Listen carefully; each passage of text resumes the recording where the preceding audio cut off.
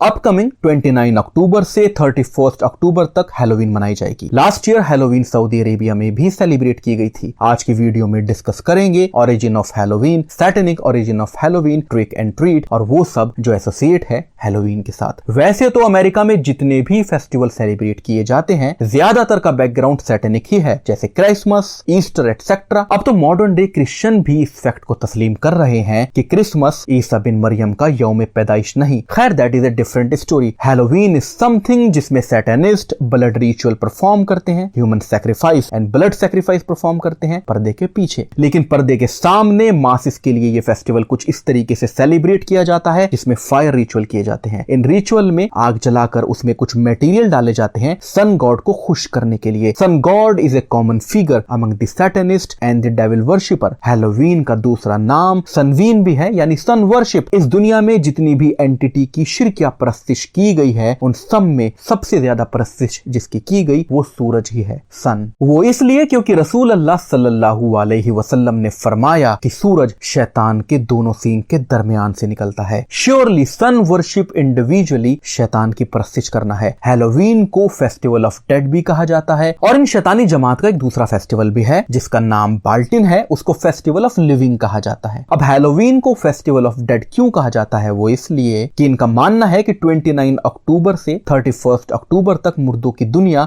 और हमारी दुनिया के बीच का पर्दा है वो सबसे कम होता है, सबसे बारीक, सबसे महीन होता है। पर्दा सबसे कम होता है, उसी की वजह से ये मुर्दों को जगाते हैं, उनकी स्पिरिट यानी रूह से बातचीत करते हैं, ऐसा इनका मानना है। हकीकतन रूह आलम बरज़ख में ही होती है। आलम बरज़ख से ही फरिश्ता माँ के पेट में बच्चे के अंदर उस रूह को डालता है और आलम बरज़ख में ही वापस ले जाता है जब किसी की मौत होती है। आलम बरज़ख से रूह को लाना किसी के बस की बात नहीं, वहां सिर्फ अल्लाह का हुक्म चलता है। हैलोवीन की रात में ये किसी रूह को नहीं जगाते। अब ऐसा भी नहीं है कि ये झूठ बोलते हैं। दर हकीकत हैलोवीन की रात में सैटेनिक रिचुअल करके, ब्लड रिचुअल करके ये शैतानी जिन्नों को, खबीसों को जगाते हैं। इस्लाम में बताया गया है कि हर इंसान के साथ एक जिन होता है जिसको हमजात कहते हैं। इंसान की मौत के बाद ये जिन हमजात जमीन पर ही रहकर अपनी जिंदगी गुजारता है और क्योंकि ये खबीस जिन होता है, क्योंकि इसके पास सारी जिंदगी एक पर्टिकुलर इंसान को बहकाने का, बातिल का रास्ता दिखाने का एक्सपीरियंस होता है, इसीलिए शैतान की जमात में शामिल हो जाता है। काले जादू की किताबों में, सिपली इल्म में, विचक्राफ्ट में ऐसे तरीके बताए गए हैं जिन तरीकों से इस हमजात जिन के साथ एक कॉन्ट्रैक्ट किया जा सकता है। हैलोवीन की रात शैतान मरदूद ने खुद मुकर्रर की है जिसमें रिचुअल के जरिए सैटेनिस्ट और डेविल वर्शिपर इन हमजात जिन्नों के साथ कॉन्ट्रैक्ट बांध सकते हैं। इब्लीस इतना झूठा है कि अपनी परस्तिश करने वालों को इसने ये बहका रखा है कि ये हमजात जिन नहीं बल्कि मरे हुए इंसानों की रूहें हैं। अब लाइल्मी के अंदर सैटेनिस्ट मान लेते हैं कि वो रिचुअल के जरिए मरे हुए मुर्दों की रूह को जगा रहे हैं और उनके साथ करार बांध रहे हैं। दरअसल ये करार बांधते हैं शैतानी जिन्नों के साथ, खबीसों के साथ। ये तो नबी करीम सल्लल्लाहु अलैहि वसल्लम का फैज है जिसकी वजह से हम मुसलमानों को इस हमजात जिन के बारे में पूरा पता है। और आज हम जैसे लोग भी मिलकर इन सैटेनिस्ट और डेविल वर्शिपर के राजों से पर्दा उठा रहे हैं। मैथोलॉजी में लॉर्ड ऑफ डेड को सेल्टिक गॉड भी कहा जाता है और ऑकल्ट के अंदर स्टैग गॉड नमरूद को कहा जाता है। नमरूद इस्लाम में उन 4 इंसानी शख्सियतों में शामिल है जिन्होंने खुदाई का दावा किया। ये 4 बड़े दज्जाल हैं, फिरौन, नमरूद, कारून और शद्दाद। नमरूद की शैतान की जमात में बड़ी इज्जत है और शैतानों की ईद हैलोवीन में नमरूद को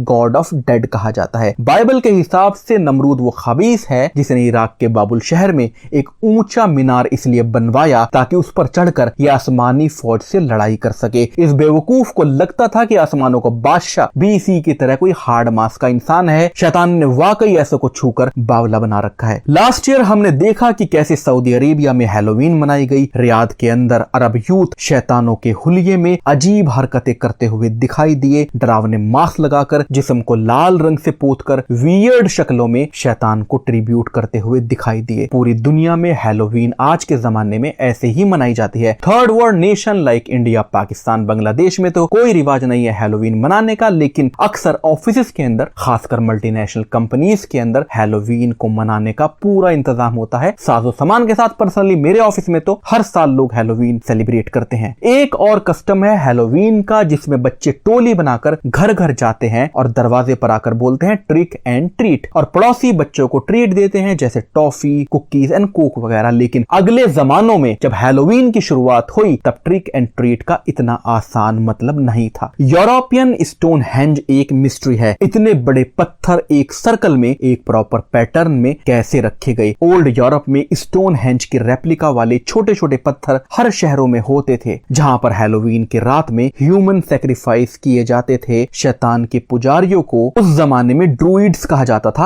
आप गूगल कर सकते हैं ड्रूइड्स के बारे में। ड्रूइड्स स्टोनहेंज पर एक ह्यूमन को सैक्रिफाइस करते थे और एक बड़े से कद्दू को खाली कर उसके अंदर इस इंसान को, जिसकी बलि अभी शैतान को दी गई, उसकी चर्बी से इस कद्दू को भर लेते थे। इस कद्दू को कहा जाता था कॉर्प कैंडलिंग। इस कद्दू को लेकर ये रात में लोकल्स के घर पर जाते थे और उनके घर के सामने चिल्लाते थे ट्रिक एंड ट्रीट। घर का मालिक या तो इन ड्रूइड्स को ट्रीट देगा या फिर ये उसको ट्रिक कर देंगे। अब इसका क्या मतलब हुआ मैं बताता हूं। ट्रीट देने पर घर का मालिक इन ड्रूइड्स को अपना गुलाम दे देता या फिर कुछ और दे देता जिसका ये मुतालबा करते, जैसे गेहूं वगैरह। अगर घर का मालिक इनको ट्रीट नहीं देगा तो ये उसको ट्रिक कर देंगे। उसके घर पर एक 5 पॉइंटेड स्टार खून से बना देंगे, जिसका मतलब ये हुआ कि वो सारे शैतानी जिन खबीस, वो हमजात जिन जिन्होंने इनको हैलोवीन की रात में जगाया है, जिसके साथ कॉन्ट्रैक्ट किया है, वो सब इस घर में दाखिल हो जाएंगे और इस घर का बेड़ा गर्क कर देंगे। ट्रीट न देने पर ड्रूइड के जरिए इन शैतानी जिन्नों के घर में दाखिल होने से यूरोप के लोकल उस जमाने में इतना डरते थे कि ये अक्सर अपने गुलाम इन ड्रूइड्स को दे देते थे। गुलामों के साथ ड्रूइड्स बड़ा खूनी खेल खेलते थे। एक बड़े से बर्तन में खौलते हुए पानी में सेब डाल दिए जाते थे। इन सेब को गुलामों को अपने दांत से उठाने के लिए कहा जाता था। अगर गुलाम सेब उठा लेगा तो वो आजाद हो जाएगा। सेब वो भी खौलते पानी में अपने दांत से, लेकिन पानी इतना ज्यादा खौलता हुआ होता था कि गुलामों के चेहरे की चमड़ी पिघल जाती थी। गुलाम इस खेल को खेलने से मना कर देता था, उसका सर तभी लोकल्स के सामने कलम कर दिया जाता था या फिर जिंदा ही जला दिया जाता था। That was all about origin of Halloween, जो यूरोप में पास्ट में मनाई जाती थी। नाजरीन, जब शैतानियत अपने उरूज पर पहुंचती है तो अल्लाह तबारक व तआला अजाब लाकर सब खत्म कर देते हैं। लगता ऐसे ही है कि यूरोप की ओल्ड सिविलाइजेशन को अल्लाह सुब्हानहू तआला ने अजाब लाकर खत्म कर दिया और सिर्फ स्टोनहेंज सलामत रह गए, जो कि आज की दुनिया में एक अजूबा बने हुए हैं